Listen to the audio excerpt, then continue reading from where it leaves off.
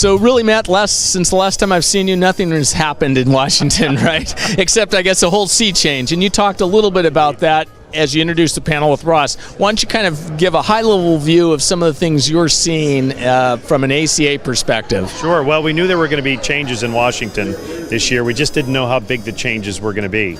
And that's why it's really important for our members to join us at our ACA Summit in March, the end of March 28th through 30th, 2017, where we can come back to Washington as we always do to tell our story. But what's important this year, maybe more so than in past years, is the fact that we do have a change in administration at the White House. We have a new FCC chairman. We have a new Congress. We have the opportunity as smaller businesses that are advocating on issues of importance for our customers, broadband issues, deployment issues, phone, video issues, choice issues. We have the ability to bring back some more balance to the laws and regulations that exist to help smaller businesses, to encourage them to invest more. And that's frankly what we've been asking the government to do. Lighten the regulatory load so that we as small businesses can invest more to give our customers what they want. Well, and that whole thing about investment, I mean, there's a lot of talk about infrastructure, and it seems like there's a huge opportunity here because the ACA members are there on the front lines. They know where the investments need to be made, right? It's true. It's going to be a longer-term process with Congress as they look at infrastructure issues. But I think there are some concrete things that Congress can do as they look at eliminating some regulations that provide barriers to further broadband deployment. I know it's not a sexy issue, but when you're an ISP, an internet service provider, and you're trying to attach to a pole or you're trying to get access to a conduit and your application will languish for months, if not a year or more, you can't deploy broadband. So if Washington can help us to take care of things like that, it will help, as well as looking at the bigger picture. What can Congress do from a broader perspective, maybe through tax policy, tax credits, or other things like that, to encourage our member companies to use more of their available funds to plow back into their systems rather than pay it in taxes or pay it in regulatory compliance? You just reminded me of an interview I did with Cliff Duncan and talking about the accelerated deployment, the depreciation schedule in the early 80s and how that really impacted his business in a positive way.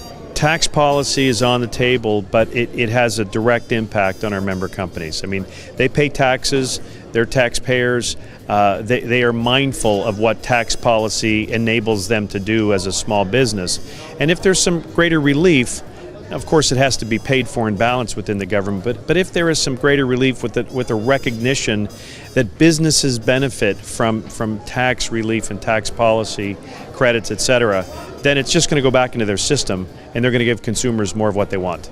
Well, and one of the things that we've already seen a little bit of as far as a change in attitude, just doing things differently, is this whole Broadband Deployment Advisory Committee. That kind of came out of nowhere in a way. Well, to me, it's a very important point for this reason. Chairman Pai at the FCC is committed to closing the digital divide, and that's great. We agree with him as ISPs, particularly rural ISPs, to do that.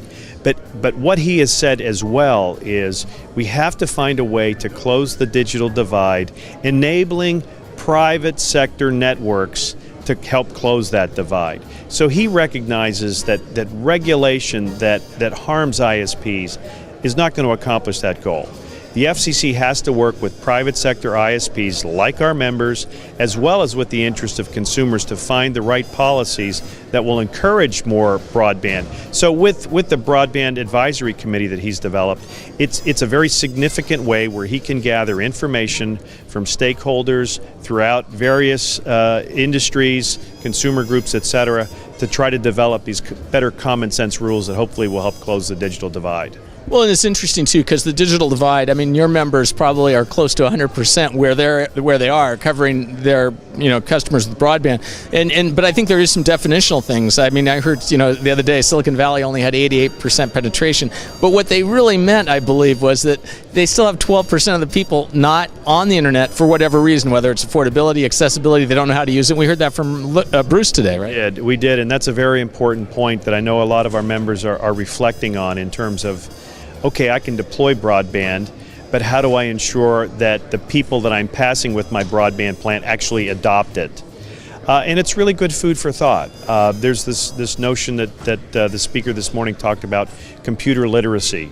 And is that something that will help our customers better understand how they can use broadband in their communities. And hopefully we can engage in that process to increase that understanding, that computer awareness, and to help people adopt the available broadband that's right outside their front door. Yeah, exactly. So, Matt, well, I look forward to seeing you next month. Absolutely. And we'll see you then. Nice to see you. See you in Washington. Thanks. Thanks.